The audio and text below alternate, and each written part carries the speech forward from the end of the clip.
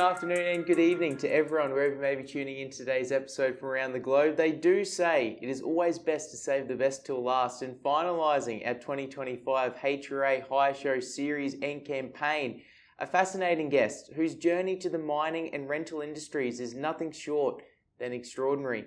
Joining us today is Nathan Turner, Major Account Manager with the Onsite Rental Group.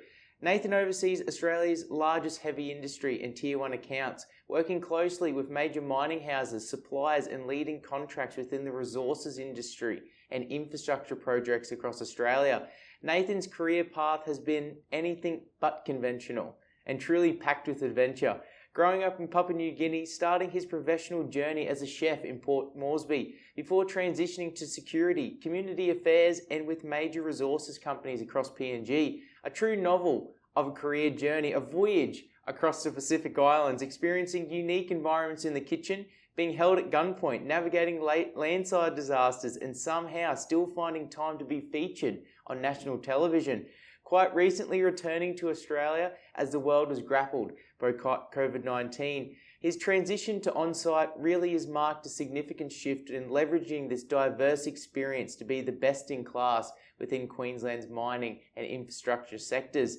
A master of anti-fragility, challenging Australia's toughest terrains, focus on assisting Tier 1 clients in navigating their shift towards sustainability whilst also maintaining productivity. A passionate advocate for men's mental health and an ambassador for the Spoke to a Bloke initiative, being a campaign devoted to supporting men's mental health. A mentor within the HRA's community and committee member with the Australian EWPA. A North Queenslander at heart, being a crumb steak junkie, which Nathan describes as the purest form of a 5-star culinary experience. And those who dare to disagree, he will passionately debate why exactly a crumb steak is not classed as a cow schnitzel. The human depiction of the terms enthusiasm, knowledge and support, the true definition of an advocate, mentor and industry connector. A jack of all trades, and some say the Anthony Bourdain of crumb steaks in the Queensland's Bowen Basin. Nathan, mate, welcome to the Rental Journal. Thanks, Michael. Wow, what an introduction. That certainly makes it sound a little bit Errol Flynnish, but I appreciate it. And it's quite interesting to hear everything compacted into an introduction like that. It makes me laugh and think it's been so varied and exciting. And what a great place to sit down here and talk to you in Melbourne. Like, here we are.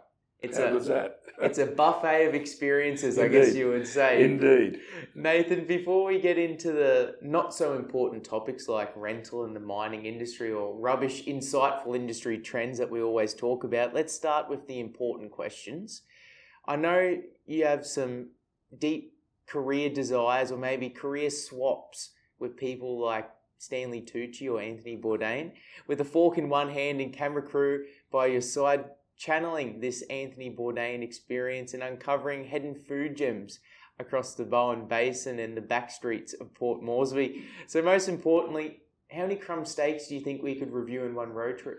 Oh, look, I don't think there's enough time to go through the crumb steak trail, I call it, through central Queensland up to Mount Isa and then across to Townsville and further north to Cairns. There's many and varied crumb steaks. And, our friend Jody from the BBMC will be, she'll be listening with a deep interest because she also is a devotee of the crumb steak, which is a culinary delight in and of itself. Nathan, like I mentioned, I guess your career path has been anything but conventional and truly packed with adventure. Growing up in PNG in the Solomon Islands, fluent in the local languages as well. In a past life, you were featured on your own television show in Portland, a cooking show with one of the major rice suppliers in PNG in the Solomon Islands called True Kai Rice. Saw you hosting a 5-minute cooking segment every Wednesday night on Channel 9 subsidiary in PNG, mentioning that it had quite the hard budget, being a single take of recording. Absolutely. That was really cutting edge television, and I think potentially, I helped Jamie Oliver cut his teeth in that because it was literally one take. And that was it. And everything from cows on cattle properties coming up and eating the props during the take, just had to work with it, with True Kai. And it truly did, True Kai became famous across the Pacific because of that show, which was pirated across many other stations. I believe there was people in Bali that were watching it at times as well. But definitely sent all over the country with a wok in one hand and a bag of rice and a film crew, from cattle stations to tropical island destinations. And I think something I've always commended you is your unique ability of contextualizing your unique, I guess, suite of these unique life experiences, which I think perfectly correlates to a statement from Nikal Ravikant, who once said, if you go to a circus and you see a bear, that's kind of interesting, but not that much. If you go to a circus and see someone on a unicycle, that's also kind of interesting. But you see a bear on a unicycle, that's really interesting. Yeah. When you combine things you're not supposed to combine, people naturally get interested. It's like Bruce Lee, combining striking thoughts through his philosophy and martial arts. Humans are broad and also multivariable, but sometimes we're summarized in pithy ways. At a deep level, we all know every human is capable of every experience. And likewise, before today's episode, I actually had a discussion with Nick Chu. And he said Nathan's effectiveness is based on a foundation of his ability to situationally draw on his wider professional and general life experience. So, mate, take me back to the beginning, day one in Port Moresby as a chef. Who was Nathan Turner, and why have all of these experiences made who you are today? It's probably, look, to be honest, it probably stems from growing up in, like, being the son of a soldier. My dad was in the army. He was posted to PNG.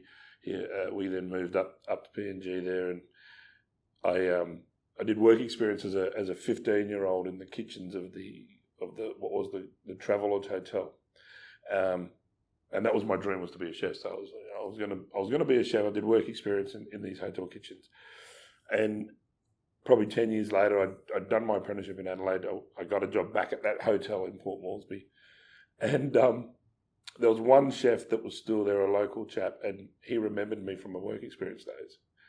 And I said to him, I took him into the office, I said, look, don't tell any of the team that I'm from here, I speak the language, I understand what's going on.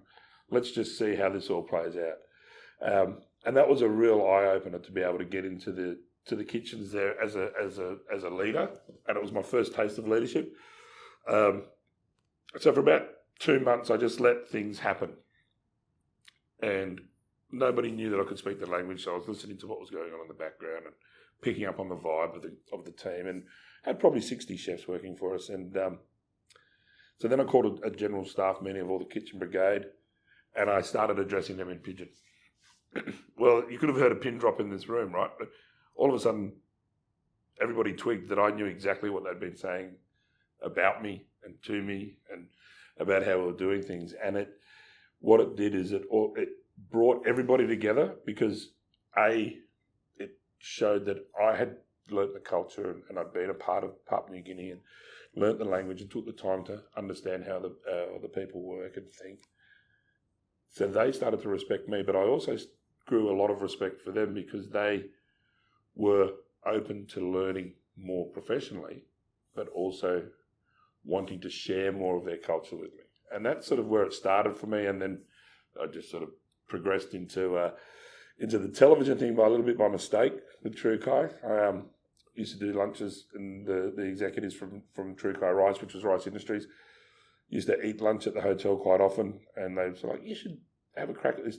We got this show. We got this vision for a 5-minute show. And I said, oh, no worries, let's do it.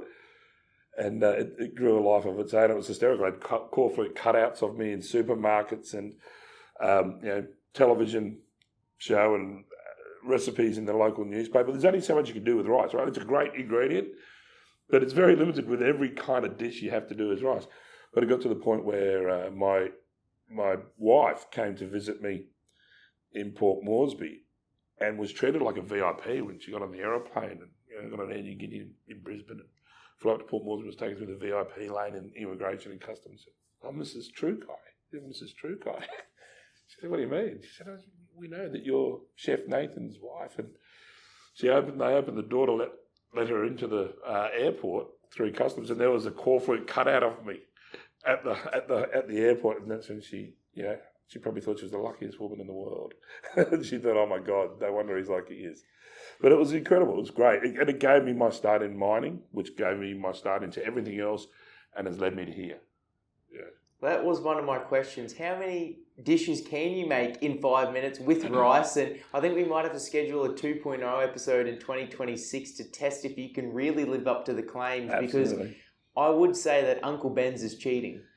It is, but what a great cheat. Those Uncle Ben's products are fantastic. But yes, a little bit of chef trivia. The chef's talk that you see that has folds in it, traditionally, there's 101 pleats in a chef's hat, and that's for the 101 different ways that you can cook an egg. So there you go. I would suggest that there's probably 101 different things you can do with rice, but it's, that's a little trade secret, Michael. I can't give away it all. Maybe next episode. Very good. Mate, let's go from crushing crumb steaks to crushing it with Australia's largest industry accounts. You've mentioned that despite the apparent differences between Australia and PNG, that you believe that this amazing accumulated experiences that you've had in remote and challenging environments have really prepared you well for the Australian mining and resources industries. Working in PNG required adaptability, problem solving and leadership of diverse teams in isolated locations, and skills that really translate seamlessly to mining operations in remote regions in Australia. You've also expressed your deep connection to Queensland, particularly North Queensland in the Bowen Basin, highlighting the region's resilience, the welcoming nature of the people and the strong mining communities that we have back in Queensland. So Nathan, what was a key turning point in your career or professional life that drew you now to the rental industry, and would love to dive into your now current role in Onsite? Yeah, well, I think when I transitioned out of PNG, I was doing some work in the emergency response space. So looking after contracts for paramedics, firefighting services in the resources industry in Papua New Guinea. And I transitioned at the start of COVID down into Brisbane, and was kind of looking into the Queensland market. And I'd had a fair bit to do with mining companies outside of Mount Isa, because there was a lot of sort of cross-pollination between PNG and North Queensland mine workers. So there was Papua New Guineans coming across and also expatriates going over to PNG. And the one thing I found with travelling through the Bowen Basin, up to Mount Isa and across to Townsville, etc., was that if you are legitimate, if you are true to yourself and care about those communities, much like in PNG, Solomon Islands, Timor, those sort of places, if you are true, people will welcome you with open arms, and they're looking to support you or your business if you're actually going ahead and doing what you say you're going to do, if you have integrity. And I found those communities really open to me when I would go there, because I had a genuine care for understanding what their problems were. I'd had lived experience in remote mining, whether it be in Teddy or Porgera or Freda River. I know what it's like. I'd lived what it was like to be in a mine site where you couldn't just dash to Bunnings or off to the service station or somewhere else to get something. So when you're talking to these teams that are 3 hours from Mount Isa by car, they need solutions.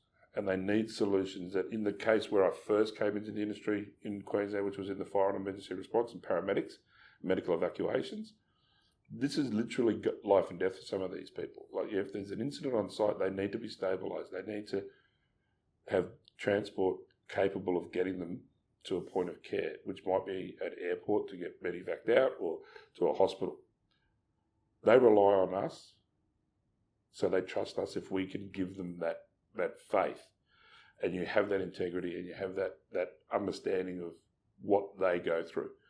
And that's transferred into what I do with Onsite, because I think you and I have discussed this previously. At the end of the day, I'm in the rental game, we're the hire industry, but we're in the people business.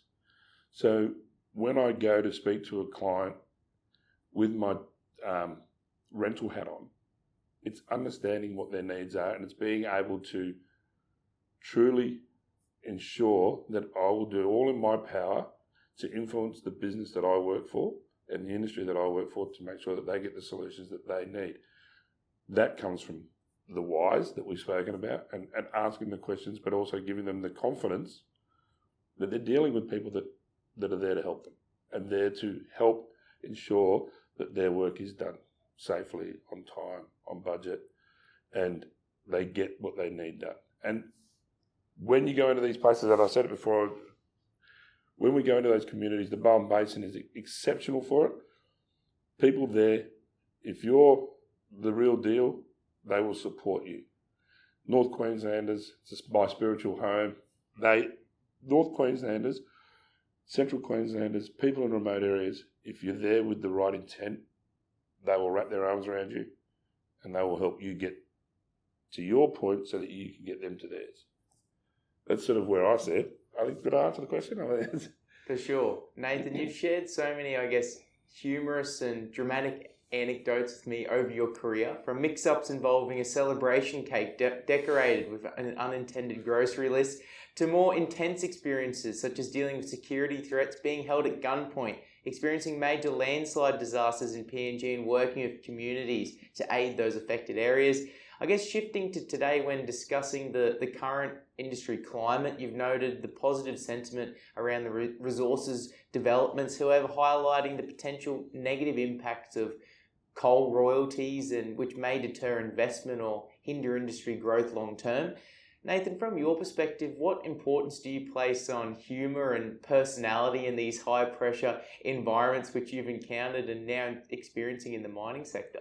Well, I think your personality, let's take it to things like the cake was hysterical at Octedi, where our guys had just printed exactly what was on the shopping list on the cake. So it was a farewell cake, farewell Michael, all the very best, and then in the corner was 24 sausage rolls, 2 dozen pies on the icing of the cake. And that part of it was great because when we presented the cake, everybody saw the funny side of it, and it kind of made a farewell even more humorous and more memorable, and we're still talking about it 20 odd years later.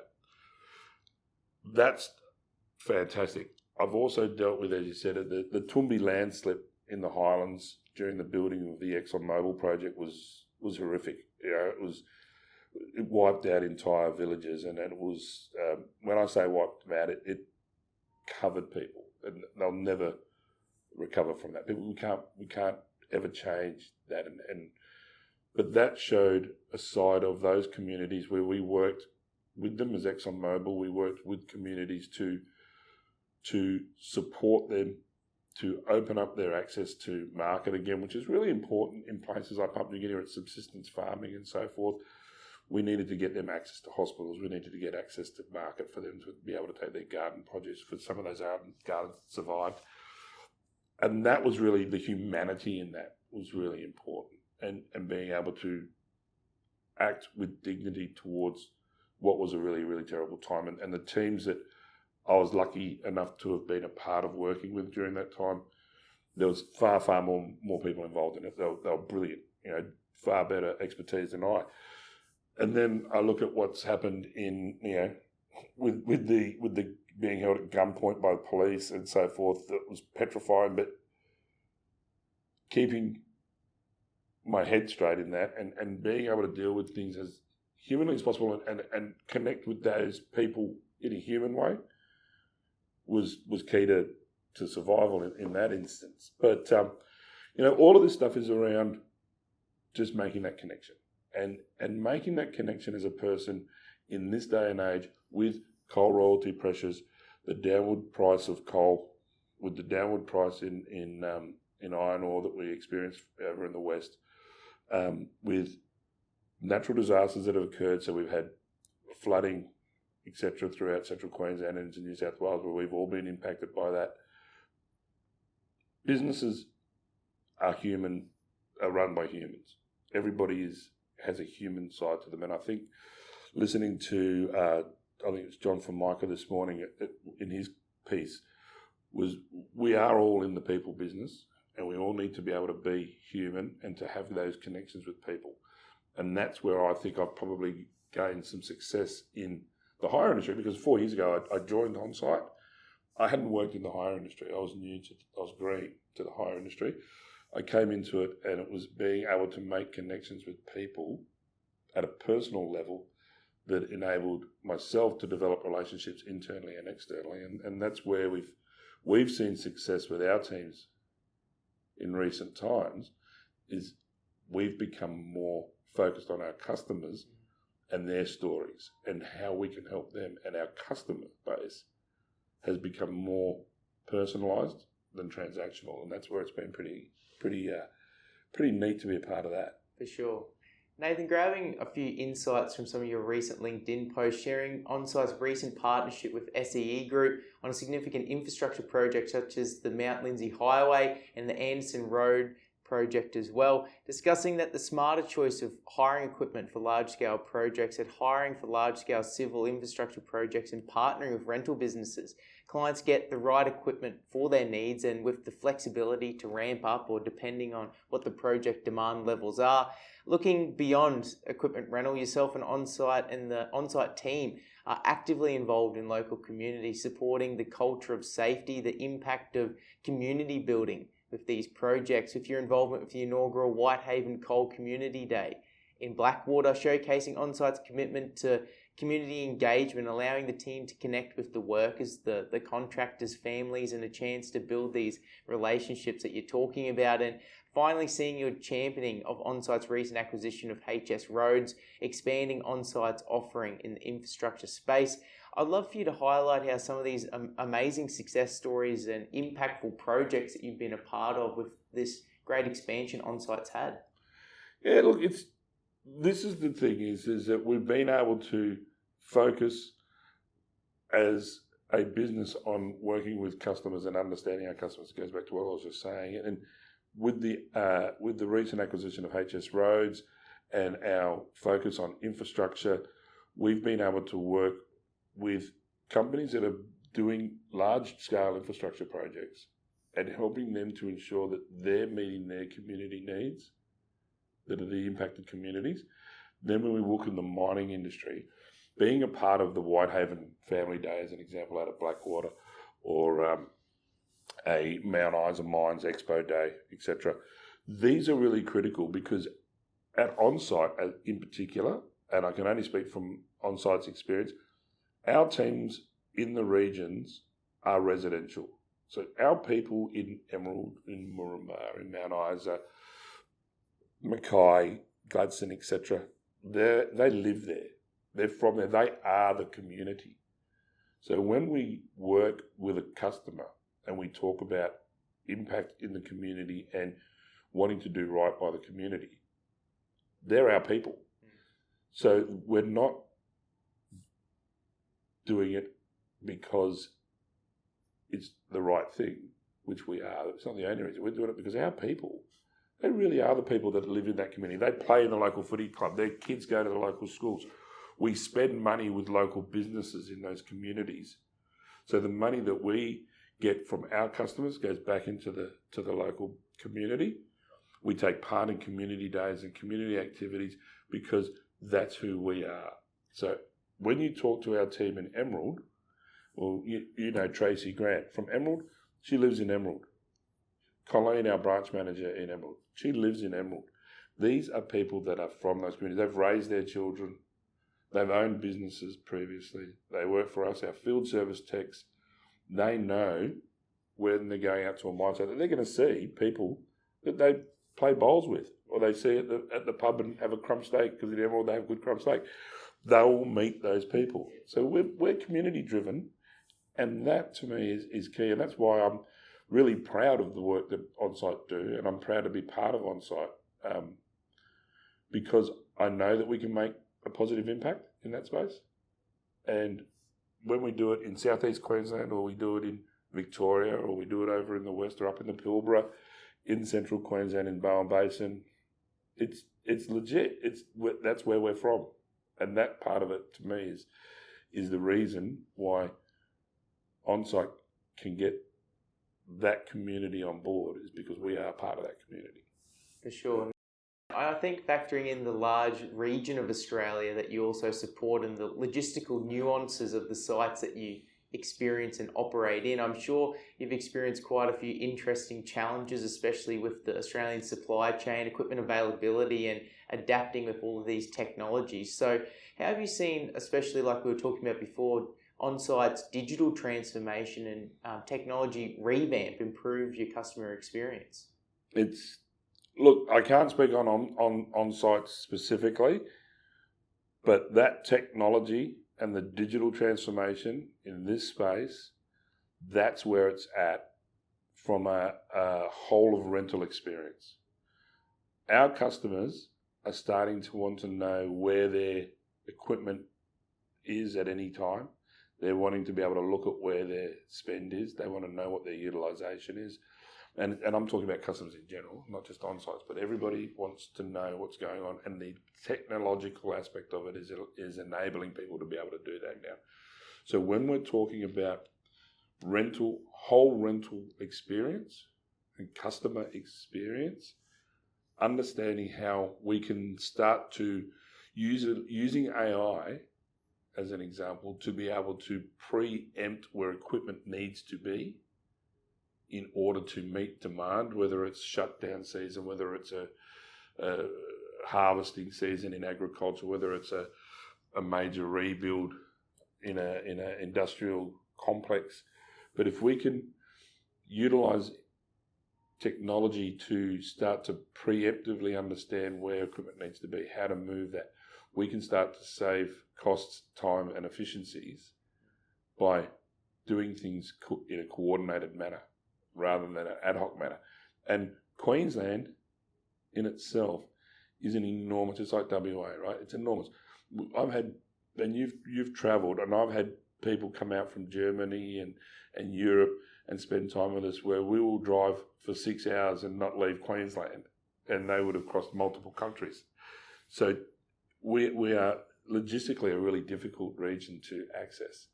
So we need to plan, because it's not as easy as sticking half a dozen lighting towers that are needed in Mount Isa. We're going to send them from Brisbane. That's 5,000 kilometres or something. I don't know the distance, but these sort of things aren't done easily. So being able to utilise technology to start to plan movements and work with a customer so that we can potentially look at where they're going to need their stuff and start to form a plan for them so that they're not rushing to do stuff, and get pieces of equipment in place in certain times. So pre-positioning is critical. It's absolutely critical.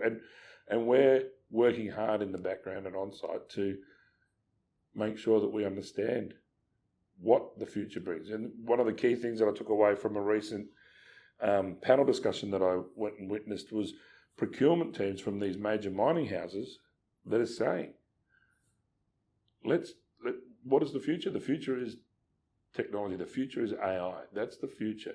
How are we going to, as an industry, be it mining or hire or sales, how we embrace that is going to determine what it looks like in the future, what our business models look like. And it's happening fast. It's not just ChatGPT. And as much as everybody loves that and has made a big thing out of that, the AI is huge. And I'm thought I've got to talk to I think I have to talk to my granddaughters in a few years to try to work out how to use it all. But this is an exciting time. Yeah, and the dispersity is such an important thing to hit on as well, when especially talking to a lot of the guys and girls that I've had conversations with in the US and explaining to them that our land mass is not too far different to America, but we have a smaller population than New York State. So factoring that into the conversation, that it's not just the large scale, it's how spread we are as well. So it's something that technology and utilising it for us as a rental community can only be a benefit. Absolutely. I mean, talk to anybody that lives in Emerald that works at any of the mine sites. You might be having one meeting, might be 3-hour drive in and out. It has a 6-hour day for one meeting, and to try to understand how we can better utilise time for our customers. That's the cream, right? That's what we want. It's all a win-win. Absolutely. Nathan, you're a passionate advocate for men's mental health and a Queensland ambassador for the Spoke to a Bloke initiative, aiming to providing men's mental health support and the campaign slogan being "Let's Get Men Talking." Personal experience, including witnessing the devastating impact of suicide, sparked your involvement and motivated you to support this cause. The initiative was originated from the tragic loss of Nick Dunn to suicide, starting with a group of mates going on a short walk, has now expanded globally in just a few years. Co-founder Scott contributes this organic growth to individuals driven by a sense of a deeper purpose and community engagement. Scott has expressed and explained that the goal is not just emotional conversations, but encouraging men to engage and seek active support. And this initiative really resonates strongly, I think, with industries like mining and where mental health discussions have been for a very long time overlooked. Nathan, because you're such a humble guy, I wanted to highlight some of the truly unbelievable and inspiring metrics, events and programs that yourself and the broader group of ambassadors have led. Leading yourself 2 Walk for a Bloke events, including the Gold Coast Walk. The growth under your leadership has seen the event go from 200 to grow to over 200 participants on the Gold Coast this year. Nationally, that these events have expanded, seeing more than 2,000 registered walkers in Australia, the UK and now Switzerland. You recently participated in an annual Bridge to Brisbane run, a 5-kilometre event representing Spoke to a Bloke. The event was a powerful demonstration of the people, coming together, supporting one another and in the fight against mental health challenges, raising awareness and fostering these connections.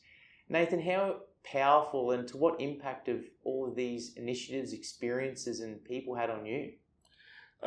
Look, it's humbling to hear you speak about it like that, because I don't often think about how much we've been able to impact people, because I get caught up in trying to ensure that I'm being the best advocate for the charity, and I was impacted. We lost 2 young men 10 years ago to suicide in our immediate social circle through our football clubs, which had a tremendous impact on myself personally and our family. And I saw the Spoke to a Bloke Walk for a Bloke a few years ago, and an old colleague of mine had taken part, and I asked him, I said, what is this? Talk to me about it. I'd been involved with Movember and certain other charities. He said, I'll talk to Scott.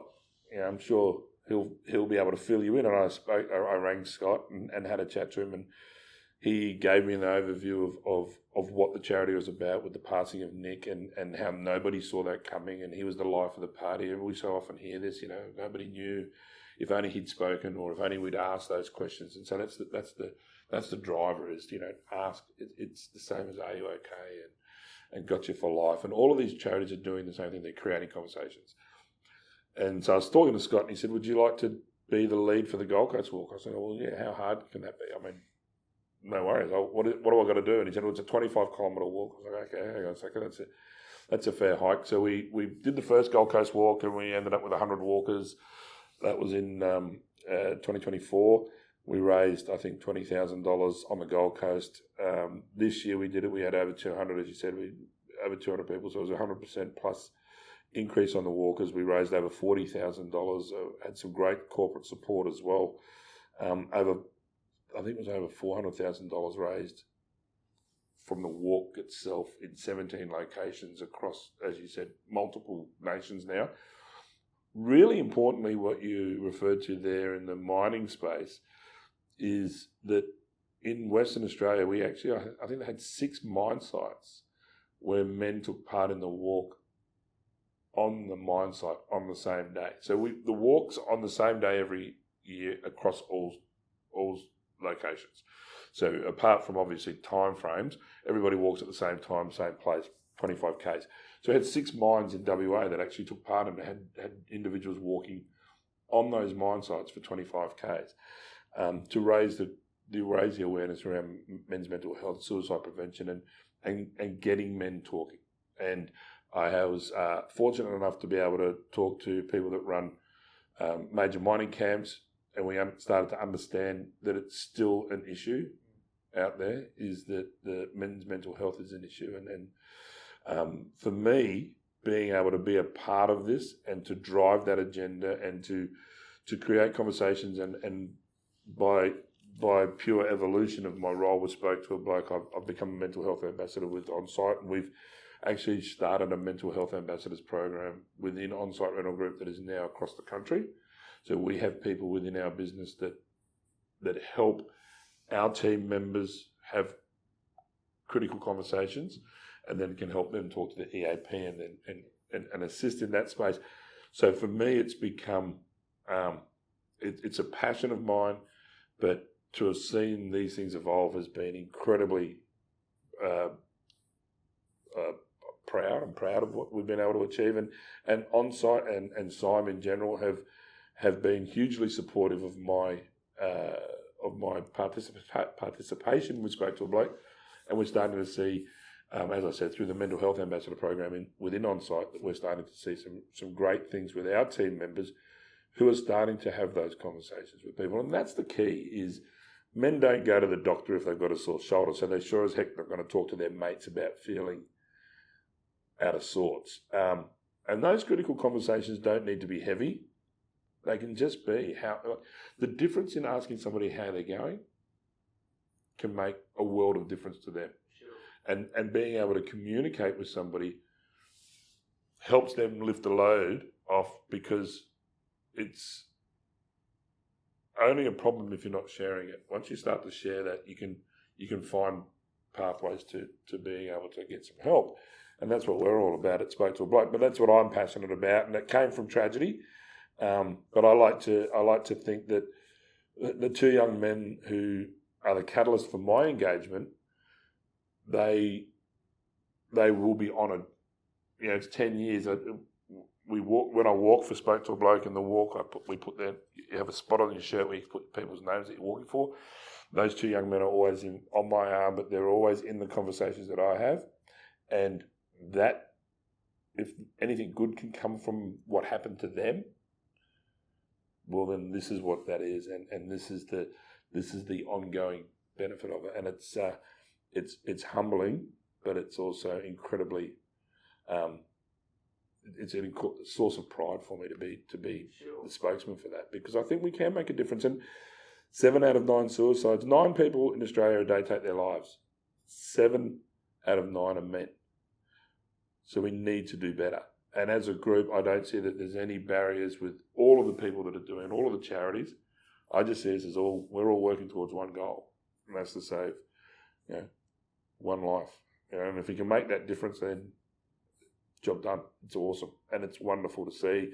And the conversations that I have out in the community or out in the wild, as I say, when I wear a shirt I will have worn shirts in Emerald and Mooroombah, when I've worn my Spoke to a Bloke shirt after work, when we've gone out for dinner and had those conversations with people that are like, hey, tell us about it. That's cool. Absolutely. Nathan, the organisation focuses on 2 key programs, the one-to-one, which provides financial support, and Minds, which is a program, I guess, designed for more of the remote mental health support and remote locations. I actually had a call with Scott Osborne and received some amazing insights from Matt, two of the co-founders of the Spoke to a Bloke campaign, on specifically your involvement as an ambassador. Matt expressed that Nathan's impact in the state of Queensland has been pivotal in our growth. His relentless support and online presence has helped us get recognition with local governments, business groups, and schools. He is tireless in his promotion and raising awareness for men's mental health. Our ambassadors as a whole have been able to raise awareness in their local areas through print media, social media, and radio. Some have even taken unusual tactics of raising awareness by wearing sandwich boards and handing out leaflets or putting up posters. Nathan in particular, through his groups and associations, have been able to talk to local council members, business groups, sporting clubs and schools, along with their continued radio presence.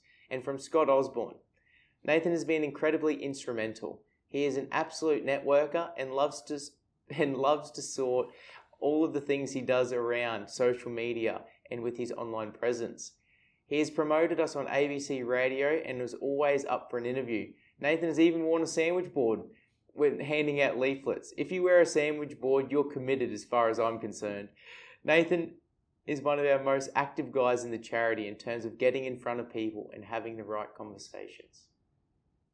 Well, that's touching. That that the guys have picked up on all of that. And as I said, it's I think sometimes it's my wife sometimes says, like, when do you stop? When do you have a break? But I don't see that there's any need to.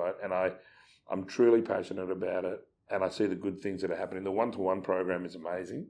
I mean, it's hard enough to get clinical help as it is. We have a shortage of trained, qualified clinicians in Australia, and the one-to-one program through Bloke psychology enables that to be done and paid for men that can't afford it.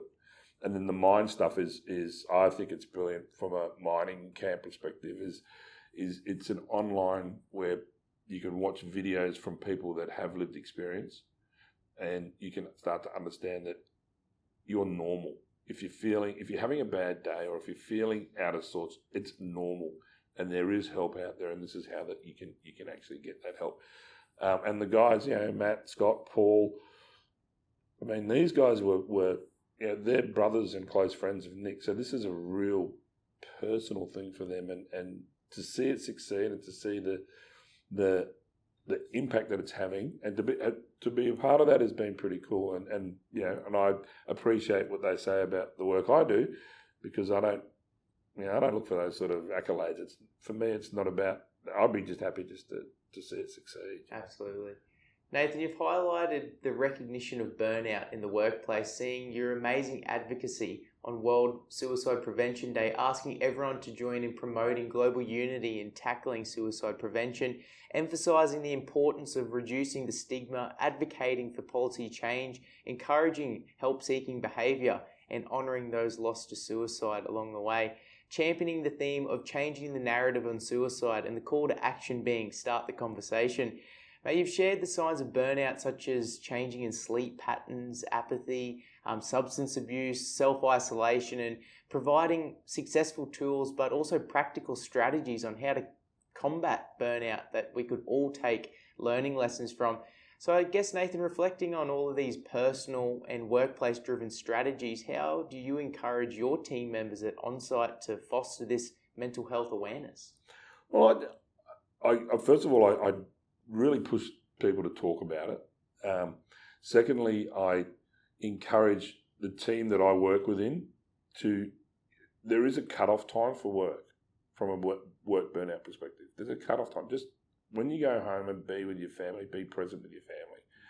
Take that time, if your passion is to play footy, go to footy training. Take the time to stop and just breathe and be present with those that you love and respect. And when you're at work, don't be afraid to put your hand up and say, this is hard. I'm doing it tough. And our team are particularly aware of it in the northern region, and we're pushing that agenda throughout Onsite, and it's getting more and more traction as we speak about it. And just picking up the phone and making sure that people are taking the time to have their time is really important to me. And our team within Onsite are getting better and better at that. And leadership is key to this. And our leadership team within our business are incredibly supportive of people being able to go home when they knock off and not worry about work. We all love to do what we do at work, but there's a time where we can just sort of stop and, and we all got the same amount of time in the day. It's the one thing that none of us have any more or less of, right? We all got the 24 hours. So just, take the time to go and do something for yourself as well. And self-care is really important. And, and as blokes, we're getting better at that too. Like, there's, lots of guys I know are now going and, soaking in cold baths and hot baths and saunas and taking time just to turn off mentally. And that people are running a bit more and being physically active. And that's key to it as well, is, get out there and do physical activity. And if it's running with your dog or playing with your kids in the park, and just leave the phone at home for a while. Just go and enjoy being you. That's what I encourage in my team, because I know when they come back to work on Monday or off their day off after a public holiday or whatever, we're going to be on them. We're going to be able to tackle the needs that we have. Yeah, no, I couldn't agree more. And you guys are really making an amazing difference. And I love seeing what you're doing with the campaign and just as a general promoter for all of us within the rental community as well. But Nathan, quickly, a two-part question. And before we continue on, during my research, I stumbled across that PNG is highly regarded in Australia and globally recognised for coffee beans, apparently possessing unique flavour profiles, often described as sweet, smooth and crisp, with notes of chocolate and tropical fruits. So, what's better, PNG coffee or North Queensland beer? And what's the go-to order at a mine camp? Are you more of a salad bar or are you heading straight to the ice cream fridge? I'm definitely an advocate for the PNG coffee. There's a place for both, but I do love my Goroka coffee and my Band's coffee. I do. It's pretty darn good. And the North Queensland lager, not a bad drop, but the coffee wins on that one. And look, the dessert bar is a winner for me. It is like, hey, it is what it is. But I know that my doctor and my wife would probably tell me to go to the salad bar, and I do enjoy the new salady things and the quinoas and all that sort of stuff. It's all lovely, but as a chef, I was never a pastry chef, so I have an utmost respect for desserts because they're really hard to do. So I think I should, get in there and reward the chef for doing their hard work and being very skilled. So the dessert bar is the go-to at any of the camps for sure. Well, maybe some rice pudding anyways. Rice pudding, absolutely. That's about the only dessert I could do.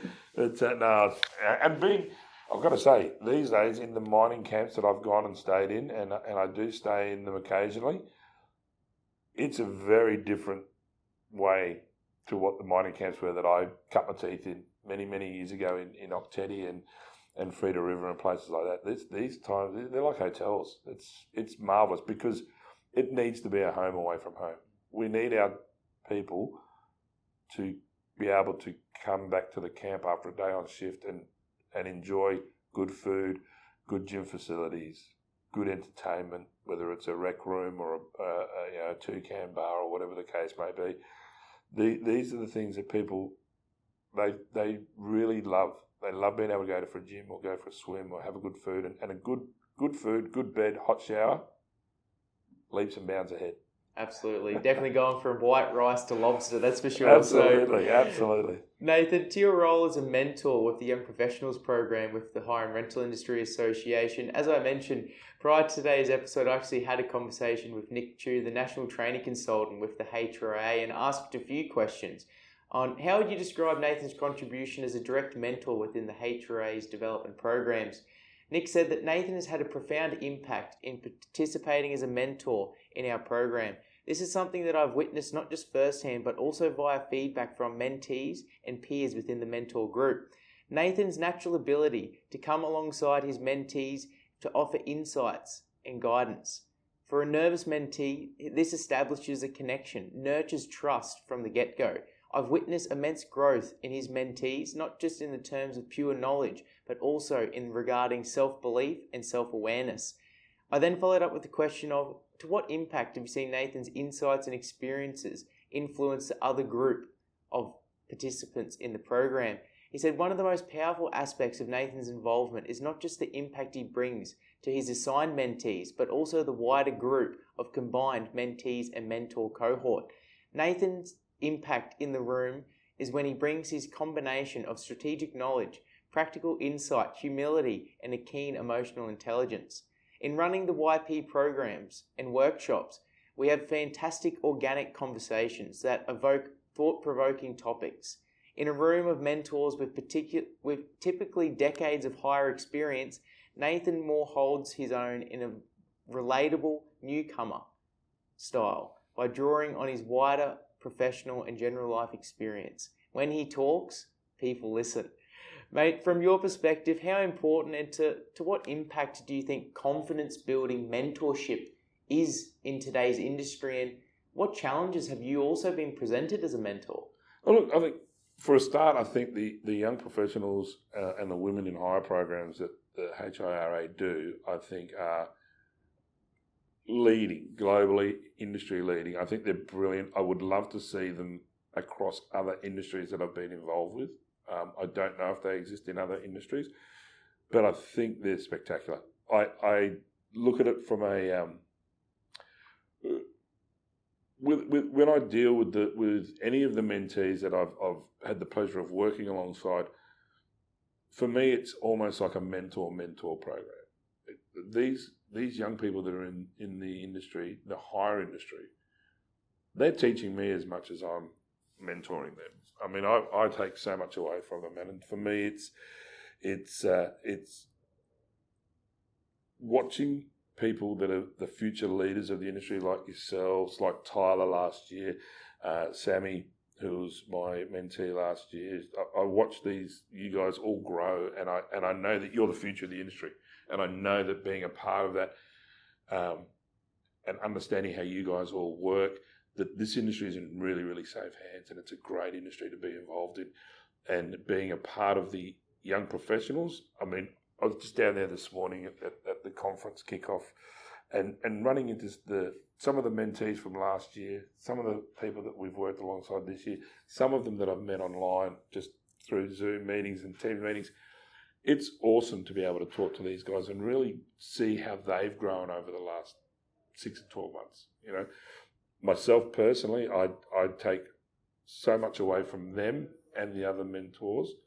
It's an incredible program, an incredible industry.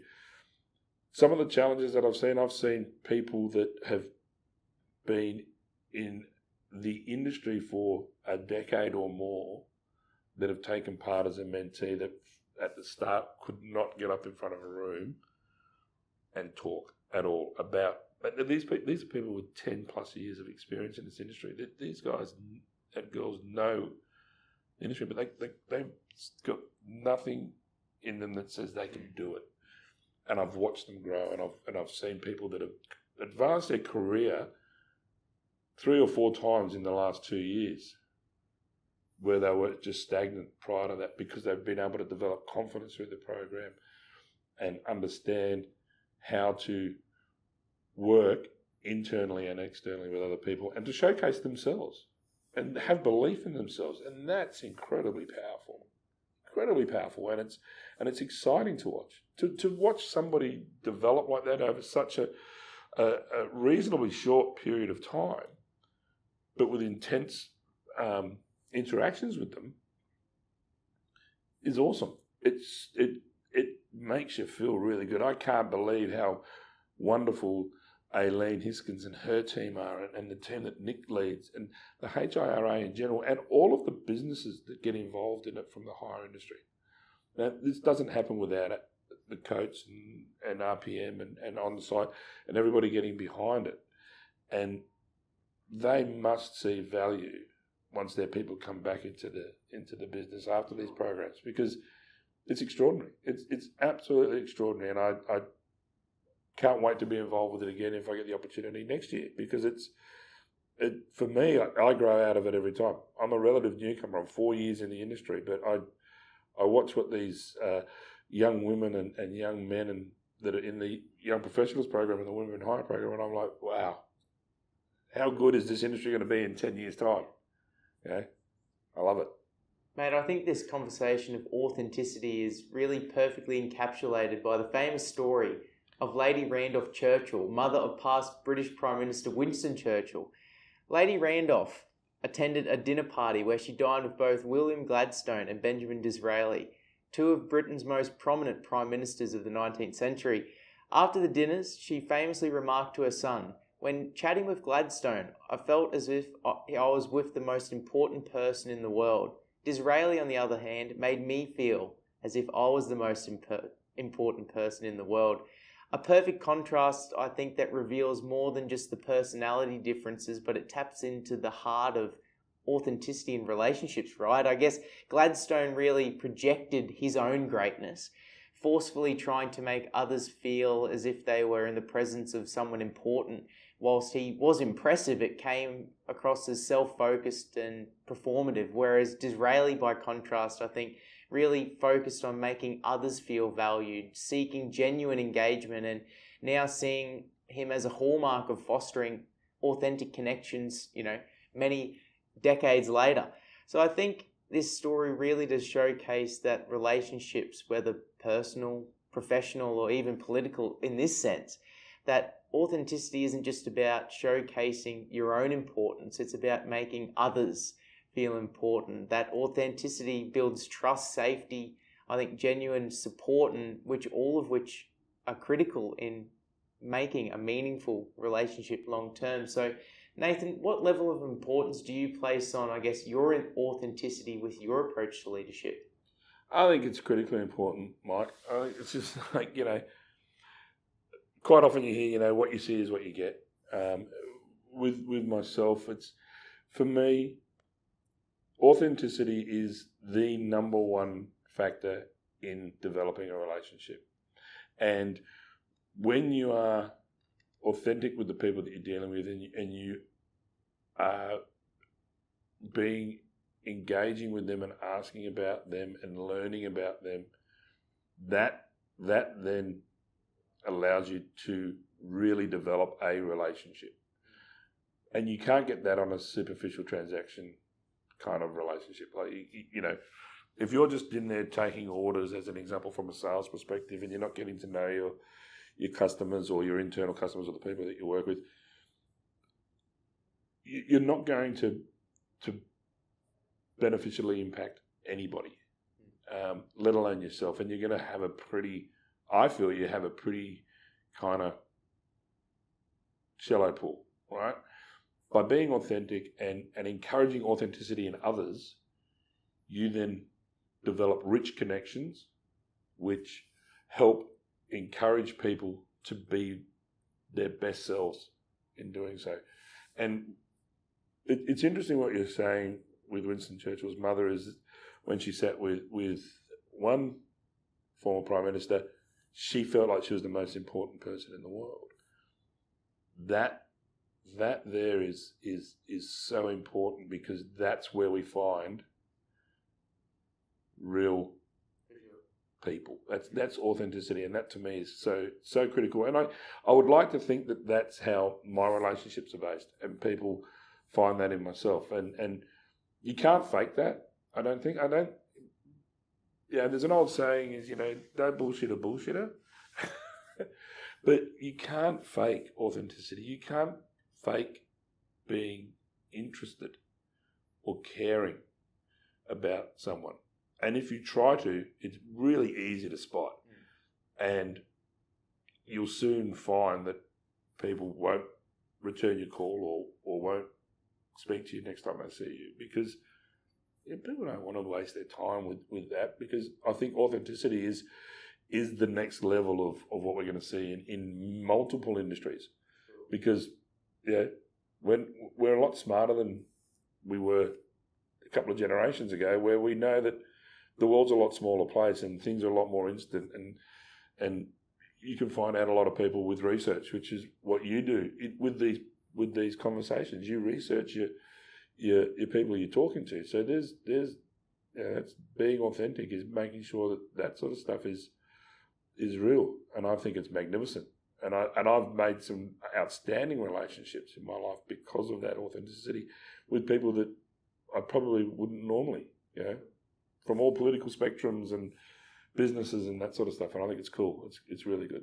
Nathan, you're always learning, developing, and reflecting. And another great golden nugget from speaker Naval Ravikant, which I think perfectly reflects your approach, is you must be willing to have a beginner's mind, to be going back to the beginning, potentially at times even having to start over. If you're not doing that, you're just getting older. This forms a steel framework of understanding in your mind that things that you can hang things off other ideas. That's what I live for, the process of continual curiosity, which I think perfectly links to an insight from comedian Jimmy Carr when he describes people's avoidance of imposter syndrome, whereas he actively seeks these environments, saying that when I want to feel like an imposter, I like it. I feel very comfortable on a stage now with playing in front of 2,000 people. I want to play arenas so I don't feel comfortable. Imposter syndrome is the most normal thing in the world. As you level up through life, you should always feel like a bit of an imposter. So Nathan, taking time to stop and reflect on the journey that's been today, who have been some key influences, mentors, experiences, or even potential periods that you've gone through feeling like an imposter that have created the Nathan you are today? Oh, look, I think to be honest, there's been a myriad of experiences that I've felt like I'm an imposter. So one of the things that I've tried to do throughout my career and personally is just try something else. Like I'm a chef by trade, so I was a chef, and somebody said to me, "Do you want to come and work in a mining camp and become a camp manager and catering, do 10,000 meals a day in the middle of nowhere on the Indonesian Papua New Guinean border?" And I said, "Yeah." Just said yes. I think Tyler Carroll said it the other day in his reflection on this last year of being the Young Professional of the Year. Just go yes, yes, yes at everything. So I did yes.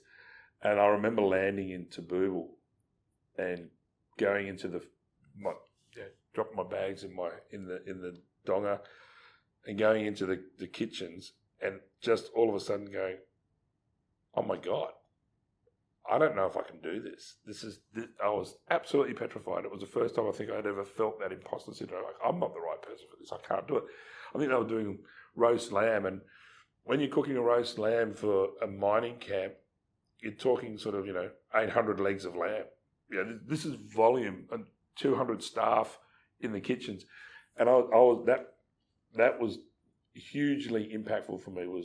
I went back to my room and I was like, I don't know if I'm going to be able to do this. This is way out of my league. And there was a guy that was the assistant camp manager, my boss at the time. He was an talk about different jobs. He was an ex-commissioner of police Northern Territory, who was now running a mining camps and catering service in Papua New Guinea. And he was an incredible influence on my life because he could see that I was suffering from not being sure. And so I went through that and it was great, and he taught me that. And then Xstrata approached me and were like, "Do you want to come and be a site superintendent and look after our exploration program in the remote CPIC province?" And okay. And again, I didn't really know what that was going to involve. It was helicopter in, living in a shipping container and running everything apart from the geology program. And I remember landing there and doing a handover with the chap that was my back-to-back. And when he got on that chopper and flew out, I thought, "Oh my God, what have I done now?" So my entire career has been based around, getting in and having a crack. Being a yes man, having a go. And look, don't say yes in a way that is deceitful. Say yes in a way that, I'm going to give this my best shot. And it came even to the point when I applied for my role with Onsite Rental Group. I sat with my manager, or my interviewer at the time was a chap named Steve Ayres that's still in the industry, had been with the business for a long time. He's now with an OEM. And I remember sitting there having the conversation with him and thinking, I've never been involved in the hire industry. I don't know enough about this. And I said to him, I'm really nervous because now that I'm sitting here with you, I don't feel that I don't know about this because I don't know about the hire industry. And he said, "That's perfect." He said, "Because you don't have any bias. You don't have any bad habits, so to speak." So we went through the process and I got the job, and obviously here I am today. But again, it was not knowing. My wife tells me I'm a bit of a chameleon. I just sort of jump in and I'll become that person, whether it's in the business or in a region. But hey, have a go, and just when you feel imposter syndrome coming, embrace it. I've read a book on it. Everybody suffers from it. Embrace it embrace your fears and work through it, and seek help. Seek assistance from those that know to help make you better. That's one thing it's one thing about Onsite that I like a lot of things about Onsite. But the one thing I found about Onsite is that there's every door in this business at all levels is open, and there's people in there that are happy to advise. And I've found it in the industry through the HIRA that this industry is full of people that are happy to see you succeed. It doesn't matter where they work. We're really collaborative, although we're competitors. When you get involved with the HIRA programs, you see just how collaborative an industry it is. And again, that's a credit to Jeremy and all of the guys at the HIRA that they've got this industry body that wants to see the best for the industry and the people in it. It's super cool. As somebody that had very limited exposure to it, as again, I said, I suffer at times that imposter syndrome. You've got to fight through it, find the people that can help you learn what you need to learn and move on. And it's a wonderful thing. Speaking of the National Association, since joining the EWPA Queensland State Committee in 2023, you've been dedicated and been a real ambassador for both the HRIA and EWPA community, both internally and across your broader industry travels as well. Nick said that Nathan has no doubt had a presence in encouraging attendance in state meetings, presented on topics that he is passionate about, and has been a strong ambassador for both the EWPA and HRIA, not both internally and on-site, but also externally within his wider travels, to your involvement and promotion of the Bowen Basin Mining Club, who are nationally influencing, advocating and championing the mining and resources sector across the Bowen Basin, now moving into the Hunter region as well. And a quick insight from Jody Curry, founder and director of the BBMC. I have a great relationship with Nathan, both professionally and personally. We enjoy talking everything from Nathan's early days in PNG to industry trends, everything about mining and resources and mental health. Nathan has been instrumental in driving industry connections and opening conversations throughout the BBMC for both a business and personal standpoint. Nathan, your commitment to industry collaboration, gaining exposure is I think a prime example of how impactful these connections can be in gaining exponential influence. So what would you give to others how to best foster this collaboration? Probably put yourself out there and look to work and collaborate with anybody you can in any way, shape or form to become better at what you all do. I have great respect for people within the hire industry, and I don't have a problem sharing ideas with others in the hire industry, introducing people within the mining industry, within our team at Onsite to suppliers that do other things. I just see that if you can be a trusted source of knowledge and somebody that people see as a trusted advisor, you will succeed and your business will succeed from that. And find people that you trust enough to be able to stand up on a platform and say, you need to talk to these people, you need to be engaged with it. The HIRA, EWPA, BBMC, these are groups that I truly believe in. So I don't go into them blindly. I do research on them. I talk to people. I navigate what they do and how and who they are. Spoke to a bloke's the same. These are the things that I truly believe in. They've got the authenticity. They're there for a reason. They're really there to promote the industries that they represent and do it well. And for me, when I find those types of groups, I want to showcase them because they're what's going to continually develop our industry. So the HIRA is going to help the hire industry. Helping the hire industry is going to help the mining industry. Helping BBMC helps the mining industry help the hire industry. So they're kind of symbiotic, right?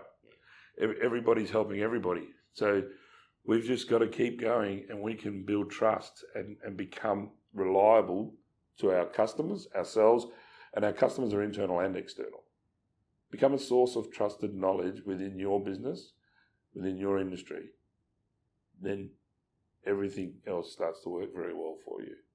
So as a trusted advisor, what's an unpopular opinion that you hold, something that you potentially believe about the equipment rental industry that others might possibly disagree with?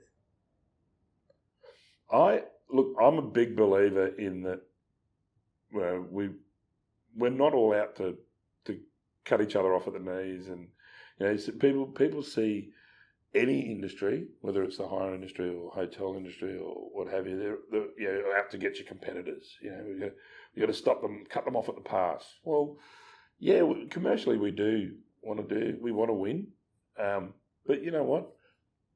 We're not all out there just pillaging and slashing our competitors, and we don't throw mud. Some people think it's cutthroat, but it's not. It's collaborative. It's great, and it's events like Hire 25 show just how good that is within the industry. But as somebody that's looking outside the industry, looking in, they would just see it as being, it's a combative industry, and it's not. It's collaborative. We're all in the same game. I think we said it earlier. Everybody's got a scissor lift. They all do the same thing, and we all know what each other can sell. But it's how we do it, and we do it well. And nobody, I don't think I've ever heard anybody speak poorly of anybody else in the industry at any event ever. Like, I've never heard bad blood between groups, and we say that because we see people working for different hire companies. It happens, right? It's an industry that happens in, and I think it's marvelous. So, maybe people think that we're like that, but I don't think we are. No, I couldn't agree more. Nathan, to finalise our conversation this morning, I wanted to share a few kind words from these key individuals that I've mentioned during our conversation. From Nick: spend any time on LinkedIn and you'll see Nathan as quick as you can to recognise the efforts of others, celebrating achievements and supporting teams, communities and causes that he's a part of. This in itself is to be applauded. What should also be recognised is Nathan's online persona is also absolutely aligned with who he is in real life. He has an undeniable intellect, generosity and sharing his experience and insights in a down-to-earth manner. In my personal opinion, it comes down to the fact that he genuinely gives a damn and he makes the world of a difference in people's lives. And from Jody Curry: Nathan's advocacy for men's mental health is important. There is no one more passionate in this space.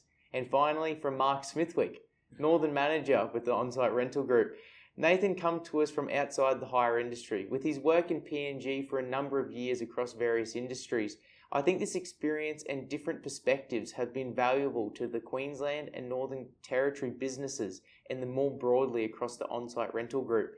Nathan has been very impactful across a number of our key areas and projects. His key strength is his ability to network and build relationships. He has been a key component of our branch growth in Mount Isa from inception and works closely with the Bowen Basin Mining Club, which we sponsor. As we grow as a part of the SIME group, I look forward to seeing Nathan continue his exciting journey within the hire industry.